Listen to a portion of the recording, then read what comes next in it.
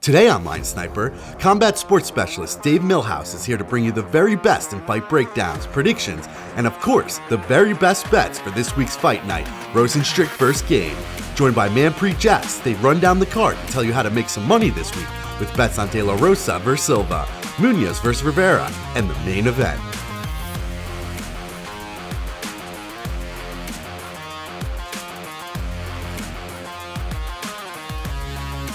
Hello and welcome to Line Snipers Fight Night. I am your host, Dave Milhouse. Today we're going over UFC Vegas 20, live from the UFC Apex on Saturday night. We have a heavyweight tilt between Gane and Rozenstruik, and it's going to be one hell of an event to watch, I think. About half of these fights on this card are basically must-see TV if you're into, good, violent MMA fights. So, the casuals are getting a break here, getting it free on ESPN. I got my man Manpreet Jass here from MMA Lock of the Night, and we're going to break down these fights for you. How you doing, buddy? Doing great, dude. I'm always happy to come on this Line Sniper show with you and then break down some great fights too, right? We got a great heavyweight fight coming up. Two up-and-comers kind of in the division, but should be must-see TV like you were saying earlier. Yeah, whoever wins this fight is going to be inches from a title shot. They'll just be right in line, but there's quite a lineup, so it's a little congested, but this is a big fight. There's big swings coming. We got Gane here, minus 260, taking on Rozenstruik. It's an interesting fight. The way I view this is if it was a 3-round fight, I'd be more inclined to bet Gane at this price. He likes to point fight, stay on the outside, set up his shots, stay out of danger. On the other hand, Rozenstruik stays flat-footed, literally doesn't move, doesn't throw volume, and has this touch of death power.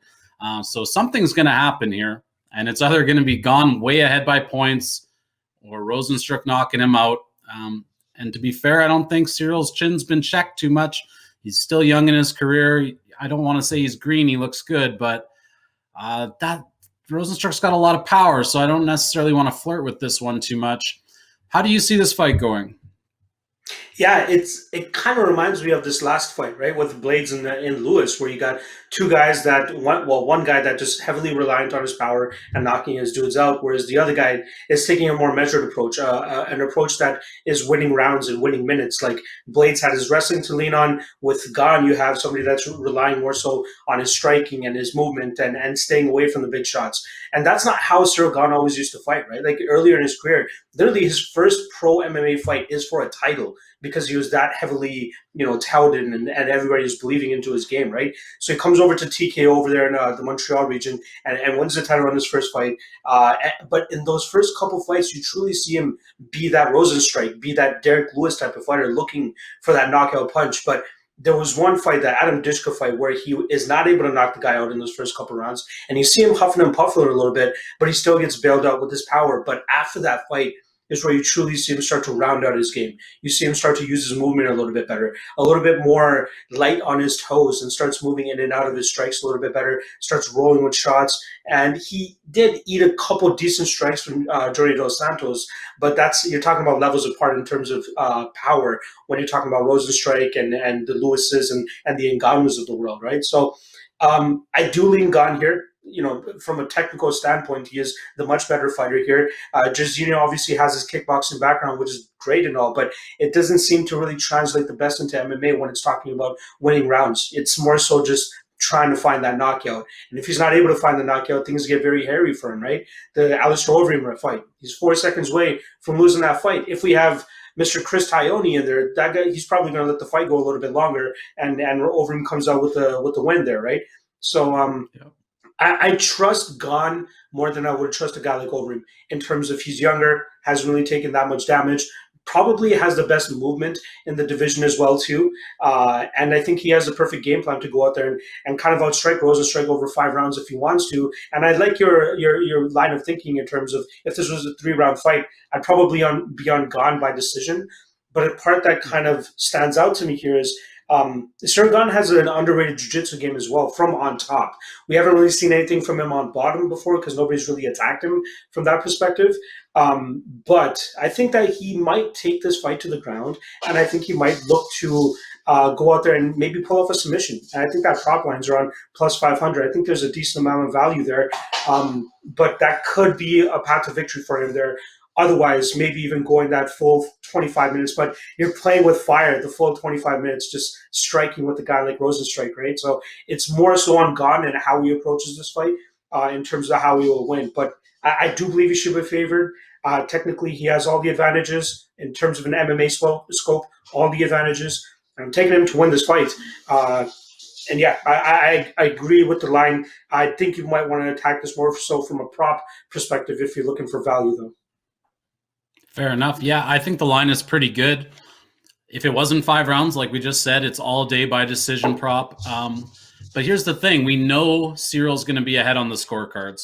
This guy has a 54% striking accuracy with a 73% striking defense. Rozenstruik, 36% striking defense. 64% of the shots he's facing are getting through. That is way too much in the heavyweight division. Mind you, he has fought the better competition. That's still horrible. You can't even be allowing 50 if you want to be a serious contender. If someone like Ngannou hits you with half, you're dead, and that's exactly what happened. This is bad news. And so with his lack of volume, I mean, he is landing about 4 strikes per minute to Gane's, 5.6, but he's also getting hit 3 per minute through his career. So he does have a positive strike differential, but people are just too afraid to open up on him because he's got all that power. So when they do throw, they're landing. And my man Cyril here, he ain't afraid and he ain't going to be hesitant. He's going to keep throwing. So he's going to get through. He's probably going to go above his striking accuracy average of 54% on this guy. I don't really see how he's not ahead on the scorecard. So if you like Rozenstruik, maybe get that line too, live line. If you can get, some books will allow the inside the distance or by knockout live, and those lines go straight up. So if I was looking to attack this, the play is probably Cyril. We can make a case that maybe it should be closer to minus 300, maybe, but I have trouble believing it goes the whole 5 rounds. So that's where this gets real tricky. But if you want some value, you probably take Rozenstruik live when he's plus 400, plus 500 after round 1.5. That's the way I look at this fight. All right, let's move it on to the co-main event. We have a light heavyweight bout here. Nikita Krylov, Magomed Ankalaev. This is action-packed. This could very well be fight of the night. It's a very interesting fight. Like, Krylov is always bringing the action. Something exciting is going to happen, whether it's good or bad for him. He doesn't exactly know how to avoid danger. There's going to be so much blood and mess and sweat in the first 2 minutes of this fight. It's going to be awesome. I do think the line's a little bit high, even though I lean towards Ankalaev. He's still got a bit to prove before he should be this big of a favorite against someone who's that dangerous on the ground and not a bad striker either. However, of course, Ankalaev got some good wrestling chops, I think. Looks like good takedown defense, great distance control. That's what I'm seeing in the film. He stays out of trouble all the time. And not too many people can throw a head kick quite like him or Krylov, actually. So there's a lot of danger in this fight. And when there's that much danger, I basically I'm looking to stay away from the favorite. It's hard to do, though, even though I think he's going to win this one. Manpreet, do you see Krylov having a chance in this one, or is it just going to be easy work for Ankalaev?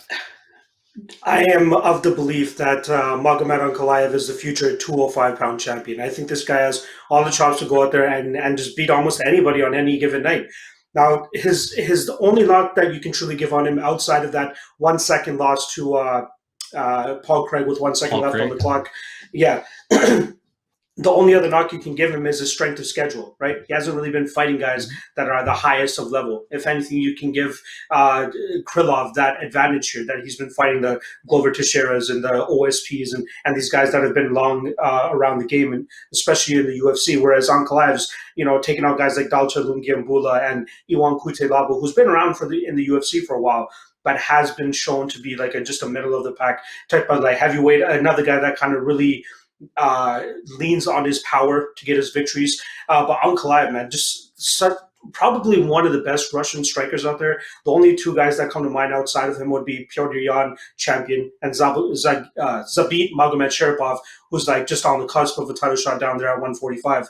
But Ankalaev, man, the guy, when watching the tape, I'm first watching, I'm just like, is he a southpaw or is he an orthodox fighter? You can't really tell. But then when you see and start flipping through fights, he approaches every single fight with a different stance based on what his opponent is bringing to him. So the Klitz and Bregu fight, that guy comes out southpaw. So he's like, you know what? I'm going to go orthodox. Next fight, opponent comes out orthodox. He goes southpaw. And he switches it up so comfortably, throws the same combinations from both stances, covers range so well. I believe he has a 63 or a 68% striking defense, which is just a further testament to the fact that he's very patient, picks his shots, uses his range very well. And even against a guy like Krylov, who's going to be a little bit more wild, he's only been to a decision twice in his whole career. I think he has like 30-something fights. And the only two decisions are his last two fights, right? The Glover Teixeira fight and then the Johnny Walker fight where Nicky wrestles comes out and he just takes him down time and time again and goes out there and just tries to pull off a decision victory off of control alone. So maybe that shows a little bit of maturity on the side of Krylov, but I highly doubt he's going to go out there and out-wrestle a guy like Ankalaev. And I think his only chance to really win this fight is off of volume. So if it stays on the feet, just continue kicking, continue throwing. But eventually Ankalaev is going to continue to catch up with him, counter correctly, just wait for his openings. And I think that Ankalaev could either put him out or even win this fight by decision, depending on how Krylov wants to approach it. Because it comes down to Krylov, right? It's either he's in berserker mode or he's in wrestle mode. And if he's in berserker mode, he leaves himself to be knocked out a little bit more. And then if he goes into wrestle mode or tries to slow it down, that's where we'll see Ankalaev kind of sit back and just wait for his openings, maybe just pick him apart. And Krylov, decent durability, but I'd be surprised if he truly withstood 15 straight minutes of trying to strike with Ankalaev. So the lean is Ankalaev. I truly believe he should maybe even be up to like minus 400. The guy is just a really good fighter. The only knock, like I said, people can give to him is the strength of schedule. And that's literally the only reasoning I've been hearing for Krylov to possibly win this fight is he's, he hasn't fought the best competition, but you can only take that so far, right? Again, he's a victim of scheduling. He's not so much a victim of choosing who his opponents are. He doesn't get that opportunity. Like, the last thing I'll say about this, the Iwan Kutilaba fight, right? Like, the first time, controversial stoppage, and then we have to wait so much longer for that fight to play out. Whereas if he just got that stoppage right away, he would already be fighting the Anthony Smiths, the Thiago Santoses, and all those guys in the top 5 of the division. It's just the schedule has been really messing with him. So, I'm on the Ankalaev side. I see him live for a knockout or a decision. Not 100% sure, but I think he's a solid parlay piece if that's the type of gambling that you like to do. But, I'm on the Ankalaev train full steam. I'm the conductor, if anything. Sounds like a lock of the night for Ankalaev here. Hey, look, I'm a guy that does look at the strength of schedule, but I don't pick on guys for it. I just like, what kind of account did they give against that level of competition? And you look at the numbers Ankalaev's put up, incredible. He's almost triple the amount of strikes landed. He's got a 56% accuracy with a 68% defense. That's some of the best in the UFC. That's a massive, massive gap. And Krylov, he's pretty even on those numbers, although he does throw the volume, and he has done that against good competition. But this is good competition. I think this is a better fighter than Walker, than Glover, than St. Preux, possibly even better than Jan, because I don't really think Jan's a champion. Yikes. So maybe I am with you here. I know there's going to be chaos. I know we have the small octagon, which brings even more chaos. And, it just takes us getting to the mat. Something weird happened. Krylov's a very sneaky submission artist, so I'm going to have to go back and look at this. But, it's pretty much all day on the scorecards, Ankalaev, as long as the scorecards count. That's always the tough part here. Let's go down here. We got Montana De La Rosa taking on Bueno Silva. Silva's a small favorite. I think I've seen around minus 135-ish last. What can I really say here? I think Bueno Silva is underpriced. She's the better striker. She hits harder, and she has a, crisper striking to me, lands with a higher accuracy. She also, I think, is better at jiu-jitsu. She looks very comfortable off her back, almost too comfortable. I don't like when people just chill out there instead of trying to get up. But Montana De La Rosa's path to victory is basically wrestle you down to the ground and start playing some BJJ with you. And I don't think she's going to out jiu-jitsu Silva, and I don't think she's going to get the better of the striking. I don't think she's quite as strong, so she's going to have trouble getting it down. So I kind of look at this like Silva should win this if she fights with urgency and doesn't just lay there on her back thinking, I'll just throw up a triangle for 4 straight minutes. If she's active, she gets back up. I think this is her fight to lose. And so I do think this line should be more like minus 165, 170 maybe. I got a little bit of tape study left to do. But how do you see this women's flyweight tilt going? Yeah, I've been a big Montana De La Rosa fan, and I try to shelf that a little bit when I'm looking at it from a betting perspective. But I'm a fan of her wrestling here. I mean, I think she has a solid wrestling background, but we don't see it the best, at least in her last fight against Viviane Araújo, who's just on another level, right? That girl is just primed to be a top 5 fighter. And the way she moves, how strong she is, really made it difficult for De La Rosa to get that fight to the ground.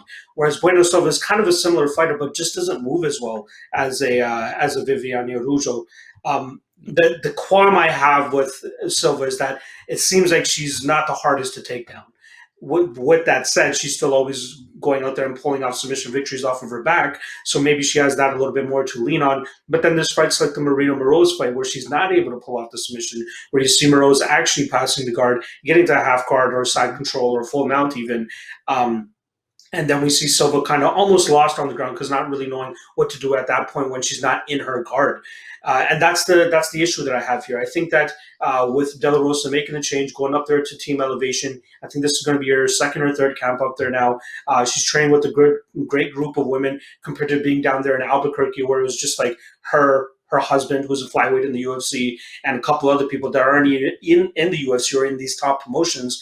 Now you're going up to Team Elevations, getting high-level coaching with those guys over there at Team Elevation and high-level training partners as well, like J.J. Aldrich. I think Rose pops her head in every now and then.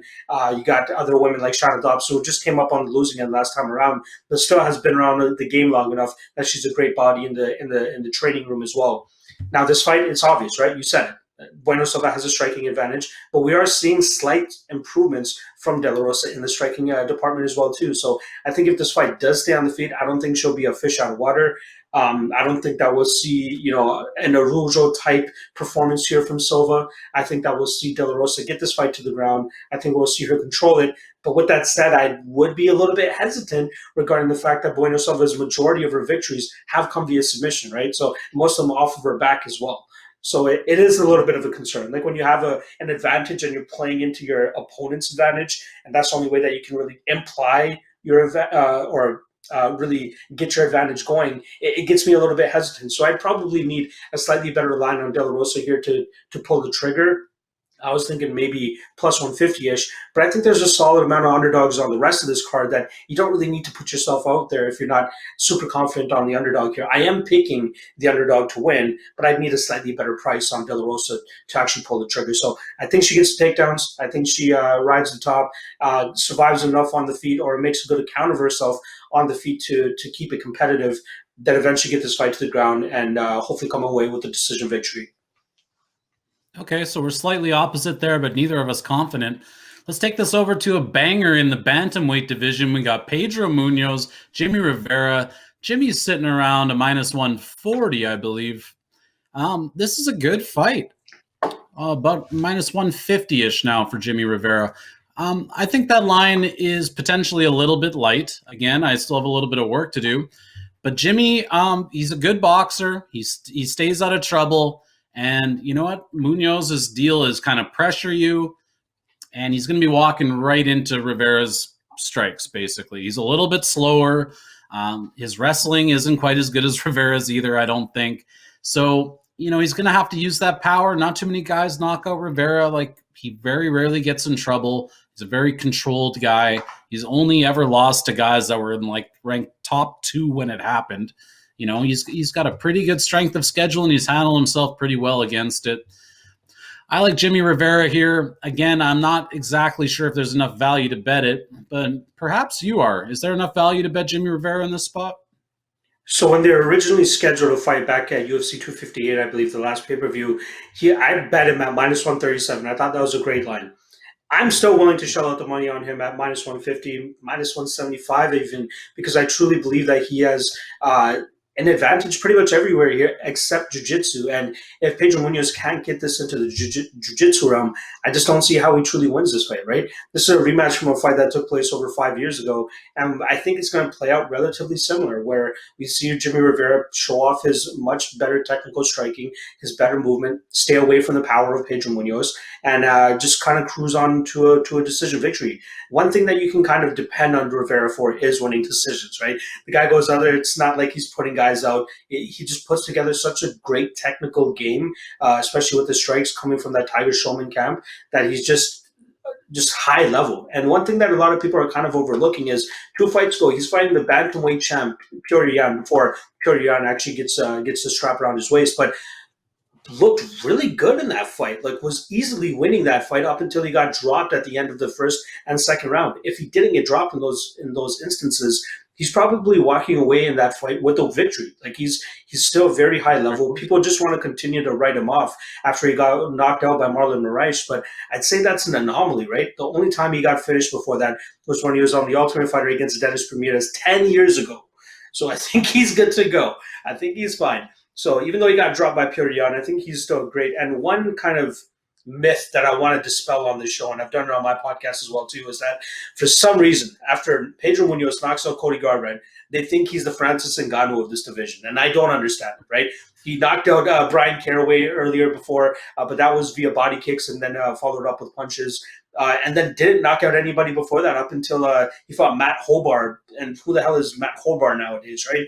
So he's not this crazy power puncher. You're supposed to go out there and knock out Frankie Edgar. He pretty much withstood everything Frankie Edgar was throwing at him, and Frankie Edgar was eating everything that was thrown back at him. So yeah, I think this knockout king power that Pedro Munhoz has is just an absolute myth at this point in time. And I think that Rivera should be able to eat those shots. He should be able to, move in and out and put on a great performance in terms of a striking approach. And as long as he keeps it there, which is what I think he'll do, this is a great stylistic matchup for him. Pedro Munhoz just marches forward, tries to take your head off, throws reckless abandon into his strikes because he wants his opponent to kind of take him down so he can get his jiu-jitsu going. But I think a guy like Jimmy Rivera has just seen too many guys like that. He's going to be able to get away from the big strikes. He might even eat some, and he should still be fine. But in terms of an overall 15-minute fight, this is almost similar to the Cyril Gane and Rozenstruik fight, where you have a guy that's kind of not lowish volume as a Rozenstruik, throws decent leg kicks and stuff, but you got a guy in Rivera that checks kicks very well too. And then the more technical guy like the Cyril Gane, like Jimmy Rivera, that should go out there and kind of dance around and get his strikes going and just outpoint Pedro Munhoz. So yeah, I'm definitely on the Jimmy Rivera train. I see a lot of people talking about this fight being much closer than the line should indicate, and I truly don't see it. Once you run the tape, you see that Jimmy Rivera is definitely the better striker, and he should do a good job of moving around and winning the decision here. Yeah, he's the better mixed martial artist for sure. And I'm glad you brought up Cody Garbrandt, because there is this narrative of all this power, but the guy's nickname is No Chin. I mean, Cody No Chin Garbrandt, and now this guy's Hulk Hogan because he knocked him out. Like, I'm with you there. It is probably a myth. If he can finish Rivera, then we're talking, because that guy's really hard to put away. So, yeah, I agree. Should be ahead on the scorecards. Might be another one. Hey, if you're a Pedro Munhoz guy, maybe look for him live, because he should be behind in this one. Let's kick it over to women's strawweight. Angela Hill, Ashley Yoder.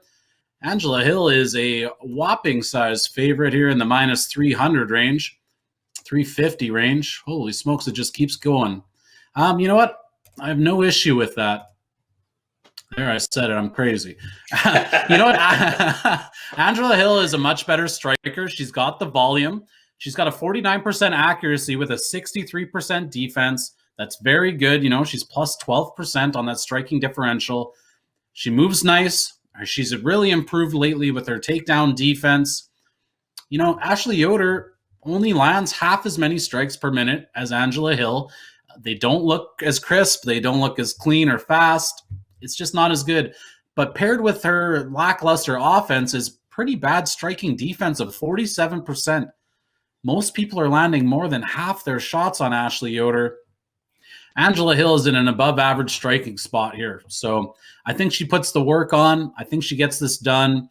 Ultimately, I think Yoder's tough enough to survive to a decision. And we're seeing the Angie by decision prop in that minus 170 range. I think that's good, and I think Angie's pretty good parlay material here. She's just basically better everywhere but jiu-jitsu. But for it to get into that realm, she's going to have to be taken down and controlled. And I just think she's the stronger woman, better wrestler, better striker, better footwork, and her cardio checks out. So that's how I feel about that one. Why don't you walk us through this women's strawweight fight? Yeah, so I'm with you in the fact that I think that Angela Hill wins this fight, but I don't agree with the line. You know, I mean, Angela Hill is a woman that fights very close in a lot of her fights, right? And she does nothing about it. Like every single fight is the same fight where she's going out there, moving around, bouncing around the way that she does, and lands a couple of her strikes. But whenever her opponents kind of just stand their ground and throw back at her, they almost look like they're landing the more damaging strikes, which probably sways the judges a little bit more, even though that the volume is coming from the Angela Hill side of things. Now, this is another rematch where they fought about 4 years ago, just under 4 years ago, and that fight wasn't the craziest, like where it's just like, Angela Hill deserves to be a minus 400 favorite in this fight. It's just she just beat her Angela Hill style, where we saw Yoder get her down a couple times, have a decent enough control, but back then, she was a purple belt. Now she's a black belt. She's definitely making improvements in the grappling realm, and she's working over there at Dan Henderson's training camp. And you know what Dan Henderson's all about. He looks it's either his overhand rights or it's his wrestling. And I think that we've seen Angela or Ashley to go out there and try to work on her clinch game, work on her takedowns. And given the fact that she's coming in with a 4-inch height advantage, a 5-inch reach advantage, she's going to be the bigger woman here. And I could see an instance where, again, we're talking about smaller cage, an instance where maybe Yoder does enough in the striking to kind of push Angela Hill to the warning track, and then really come forward and start putting it on her and clinching up with her, maybe getting some control time. Like her last fight alone, she got 8.5 minutes of control time, not to mention a 10-8 in the last in that third round as well too. And I know that Miranda Granger is a far cry from an Angela Hill here, but I think that the line should be much closer. I think it should be maybe minus 200, minus 250 for Angela Hill, as I believe that we know that Yoda is going to come forward with that clinch and grapple heavy game plan. And she has made improvements. And for me to say, actually, even the first time they were matched up together, the line was pretty much the same. Minus 350, close to plus 300 on Yoder. And the line that I was waiting on for this fight was plus 300. Luckily for me, I got plus 305, so I took a half unit stab here, as I believe it's worth a shot, given what we know about Ashley Yoder and how she could be successful in potentially controlling Angela Hill here. But we have seen Hill escape those positions, even when she's getting taken out. She's escaped those positions, she's gotten out of the way, and then she goes out there and continues to implement her game. But given how close she fights in all of her fights, I have to go out there and take a shot on the massive underdog here, who I know is going to be pursuing takedowns and pursuing control time. And that's kind of the way that I lean here. I pick Angela Hill to win this, but in the betting game, it's a completely different thing. You can predict a winner, but you can see value on the other side, and I see value on the Ashley Yoder side here. Okay. Well, I do think this is one where strength of schedule might come into play. I think the girls that sometimes get the better of Angie when they're exchanging are much better fighters than Ashley Yoder, especially better strikers. And some of them have similar type game plans where they want to wrestle, like Claudia a couple fights ago. That makes it tough for Angie to open up and really go. So maybe it is hard to say because Yoder will be looking for that takedown. But I think Angie can stuff enough of these and just get so far ahead in the strikes that I would personally be looking to play her over the value on Yoder.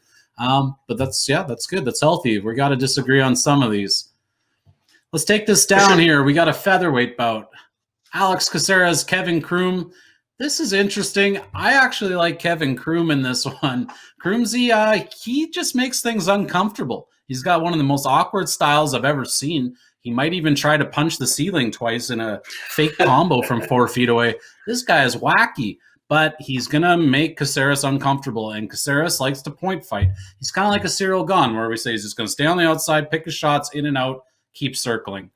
But how long can you keep circling in the small cage when Croom just wants to cut you off and get in the clinch? This guy, he goes forward, he ends up in the clinch like 400 times a fight. And I think he's going to get the better of Caceres in that clinch, push him up against the cage, potentially take him down. I don't know that he wins this fight, but it's going to be super uncomfortable, I think, for Caceres backers. What do you think about Kevin Croom? Am I crazy? No, you're on the money here. I got some Kroom at plus 175, and I think that's some solid value on a guy that we can go out there and trust to move forward, and trust Yeah. to throw some volume, and trust to get into those clinch situations where he has a nasty Muay Thai clinch and he's able to land some great knees from that position as well too. But the fight before coming to the UFC, he goes 5 rounds with a guy named Anderson Hutchinson, who in my opinion is one of those guys on the regional scene that just hasn't really had that crack at the UFC yet, but he's a pretty solid fighter himself too. Could definitely, give some guys on the lower end of the UFC's roster some trouble as well. So I put some stock in that. And then obviously his great UFC debut against Roosevelt Roberts, where he just starches him in 30 seconds and then locks up a choke and gets him out of there. So great way to kind of arrive on the scene. And then obviously pops for marijuana and gets his win bonus and everything taken away from him. But it is what it is. At least he still went out there and got a great performance.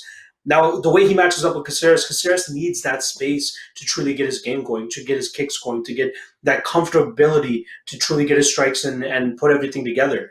And I think that's he's going to have trouble doing so against a guy in Kevin Crew who's just making his second walk to the octagon here, but has a wealth of experience on the regional scene, fighting for all different promotions, fighting all different levels of competition. And I think that's had him well prepared enough to come in and fight a guy like Alex Caceres this early into his UFC career.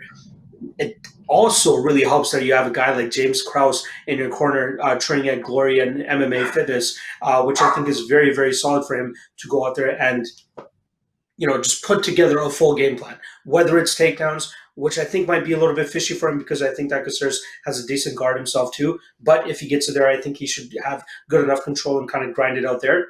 And then even in the striking realm, right? Like you said, he moves forward well. He throws a bunch of combinations. He has volume. He has the cardio, it seems, to go 15 minutes because in that fight against Hutchinson, he was able to go 25 minutes and still keep up the same type of game plan. So, yeah, I trust Kroom here. I think he's a solid dog. And to be honest, this fight could even be a pick'em. I wouldn't be surprised. I would be hella surprised if come fight time this ends up as a pick'em. But I think it should be lined closer to a pick'em, as I believe Kroom has a very difficult style for a guy like Alex Caceres to deal with. Yeah, I think the matchmakers did a great job here setting Kroom up for some potential, maybe not stardom, but something of that. They put him in there to be a can for Roberts. What's he do? Basically ruins Roberts' career. And then now they set him up with a similar lanky type guy. I wouldn't say Caceres and Roberts fight the same, but they almost look similar in there. Takedown defense, not so good for Alex Caceres. That's kind of been his Achilles heel. I wouldn't say it's like the be-all, end-all, but he's a much better striker. He wants to be up. He does have a decent guard, but it's hard to win fights in your guard when people are pressuring you, taking you against the cage, clinching you up, throwing mean elbows and mean knees. Strike should be close. I think he gets a couple takedowns. I will be taking a little bit of action on Kevin Kroom. I think he's priced high, and it's going to be a very interesting fight. Very interesting. So I'm glad you're on the same page. That gives me a little extra confidence. Here's one of my favorite fights. We're going down into the prelims now. Alex Hernandez, Thiago Moises. We're seeing about a minus 180-ish on Hernandez, minus 190. Yeah, you can find both those lines. They're available. Look, I just think this guy's the better fighter. Now, Thiago Moises, I will say I think he might be a little underrated, which is funny because his last two victories, I don't give him any credit for those. Bobby Green beat the crap out of him. Michael Johnson beat the crap out of him. I don't think he won either of those. I'm not going to give him credit. There's no credit due. However, I still think he's a decent fighter. His striking's not horrible. He throws a nice high kick. He's very dangerous on the ground. And Alex Hernandez has this problem where he always has to be doing something. This guy just can't take a chill pill. He gets in there, he gets ahead in the first 20 seconds, and he's just constantly moving, pressing, always risking getting caught to what? Land another couple jabs? Like, you're already ahead on the scorecard. So for me, fight IQ might be a bit of a problem for Hernandez, but he's definitely the better athlete. He's got a pretty damn good gas tank, good foot movement, head movement, much striker. I definitely favor Hernandez here, and his wrestling's not bad, so he should be able to keep it standing. However, saying that, if this does hit the mat, I would be sweating. So I do pick Hernandez. I think there's a little bit of value on him. I'll kick it over to you. What do you got in this lightweight matchup? Yeah, I kind of see this as like a 7 out of 10 times that we see Hernandez win this fight, which would put the line at roughly around minus 230, minus 235. So yeah, at minus 150, 185, I think we're getting a little bit of value here, as I do believe that he's a much better striker, much more explosive, much quicker with the hands as well too, and obviously the better wrestler. So I'd be surprised if we see Thiago Moises go out there, put on his wrestling singlet, and try to get Alexander Hernandez down time and time again. I'd be very surprised if that happens.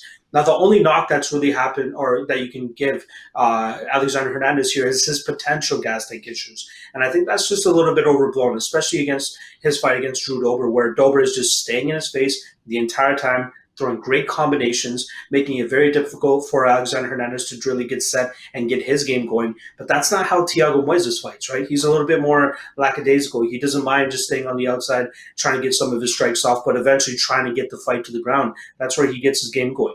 Now, I think this fight is going to look similar to the Michael Johnson fight without the Michael Johnson gaff, right? Which is that second round heel hook that we saw Thiago Moises get almost instantly.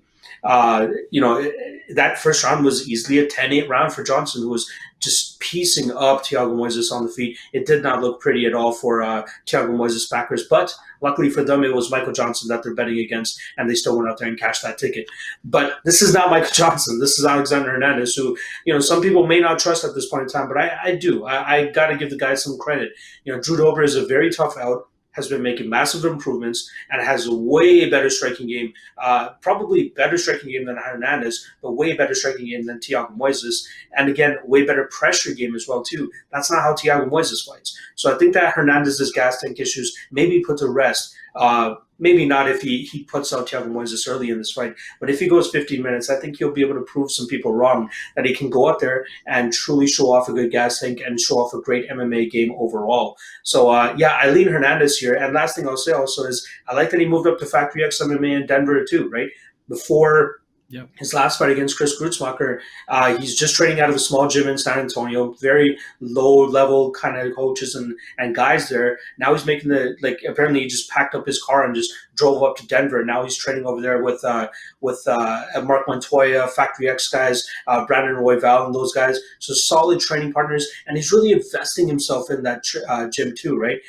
Within the first couple months that he joined them, he flies out to Fight Island with these guys and corners some of these guys, even though he didn't have a fight on Fight Island. He wants to really acclimate himself and really become a teammate and a true training partner, and he's showcasing that. And I think it's tough to truly extract a lot out of that Chris Grutzmacher fight, considering that Grutzmacher was just like a walking punching bag in that fight. So great performance, and Hernandez did what he was supposed to do in that fight.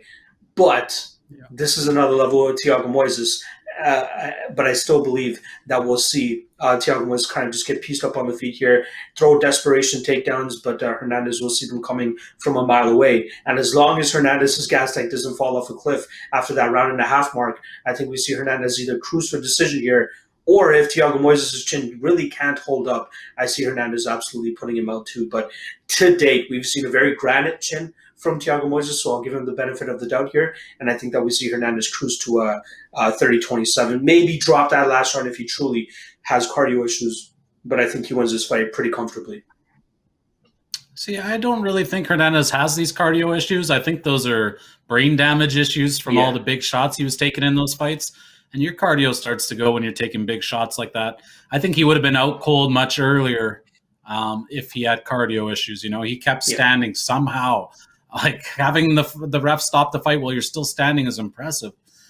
He took a lot of damage. I don't think he's too chinny, and I don't think he has bad cardio. I think that was just a matter of being hit by a truck over and over. So I'm with you. I like Hernandez. I think the line's a little light, and it seems like one of the safer bets on the card. Let me just add something here on the tail end. Let me just add something on the tail end here. One thing I want to bring to note is the other week we had a guy in Danny Chavez, who a lot of people are thinking was great just because of his performance against TJ Brown.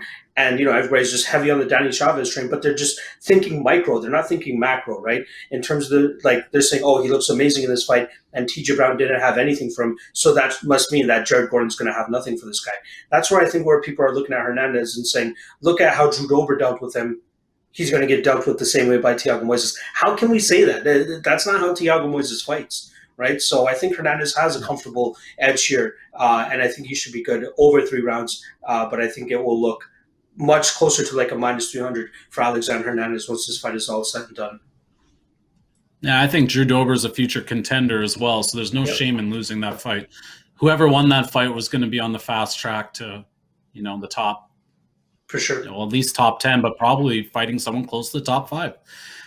Let's take this on to welterweight, Alex Cowboy Oliveira. And give me 1 second, please don't screw. Ramazan Kuramagomedov.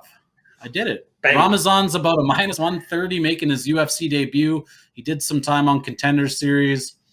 Had a very close fight there with, I believe it was Jordan Williams, if I'm remembering correctly, who's, man, is that guy tough. He can take a beating. He doesn't slow down.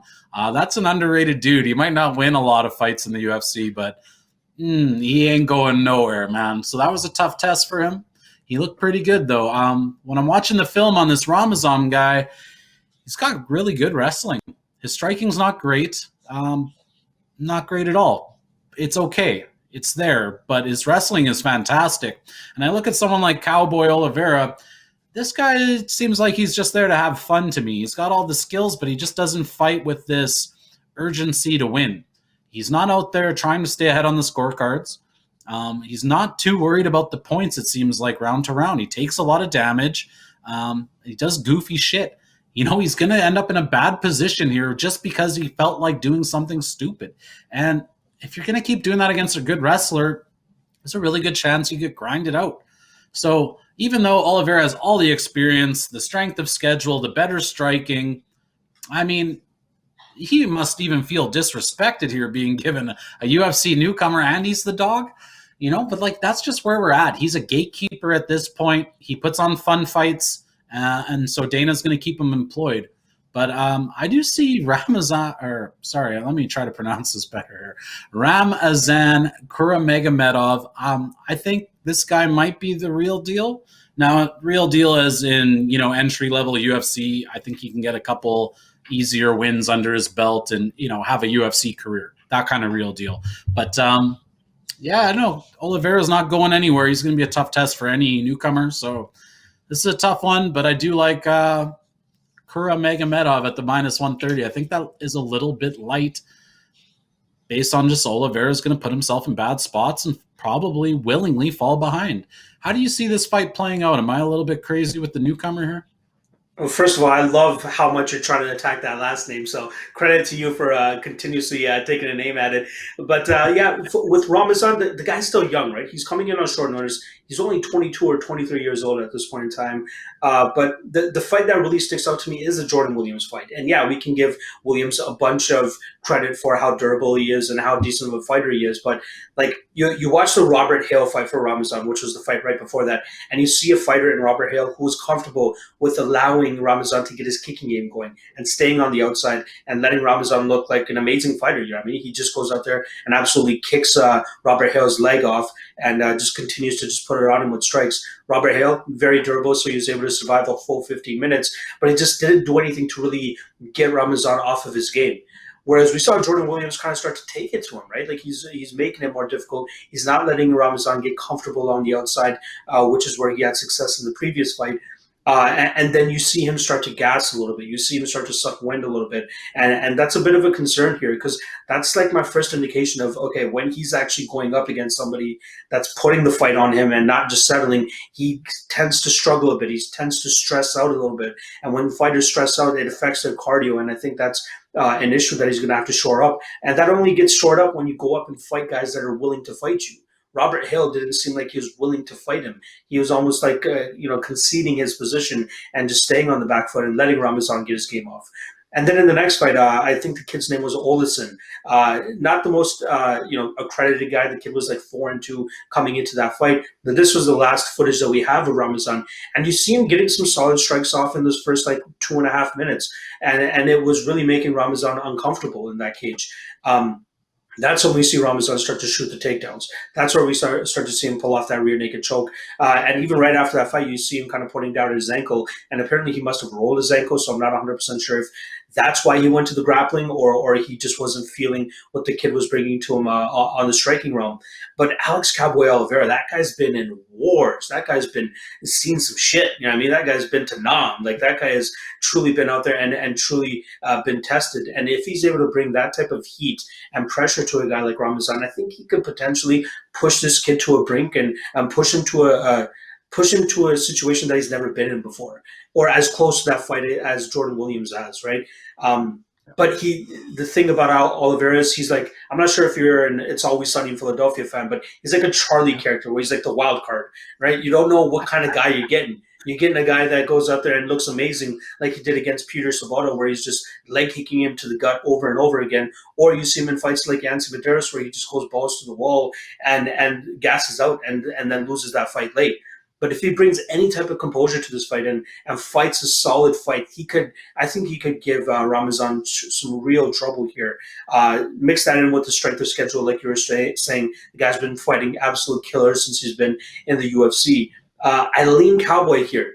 I don't take too much from his Rakhmonov fight, which was the last one, where he's fighting another UFC newcomer, because I truly believe that Rakhmonov is the truth. I think that guy has a very high ceiling within the UFC, whereas Ramazan is still, he's one of those Mark Henry Dagestani guys that are training over there in New Jersey and with the Zabit Magomed Sharapovs. He's that type of Dagestani compared to the Dagestanis that are going over to AKA and are more or wrestling oriented, right? Like the Khabibs and the Zubair Tuhugovs. So I think it's a tough matchup, first matchup for Ramazan in the UFC. I lean Cowboy Oliveira there.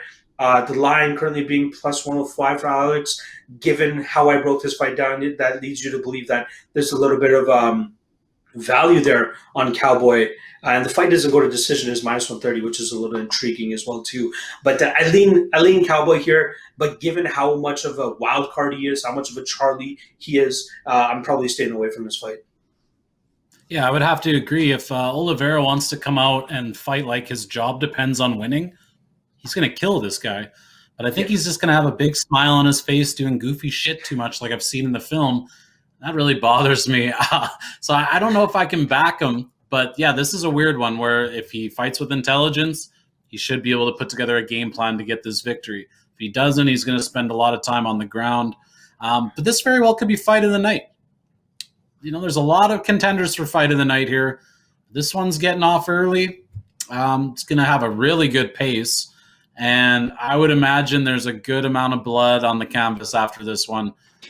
Nasty elbows from both guys. Good clinch work. It's going to be interesting. Cowboy always brings it. So I'm going to have to get back in the film and try to find out, or maybe find some interviews. Sometimes you find out how serious a guy is taking his training in this next fight.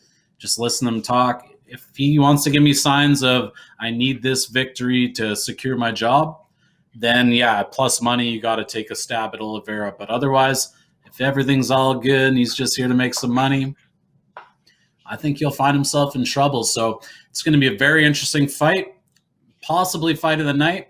Very interested to see how this one plays out. So let's wrap it up there. That's UFC Fight Night presented by Lion Sniper. And we'll catch you guys next week because we got UFC coming week after week after week. It never stops. Catch you next time.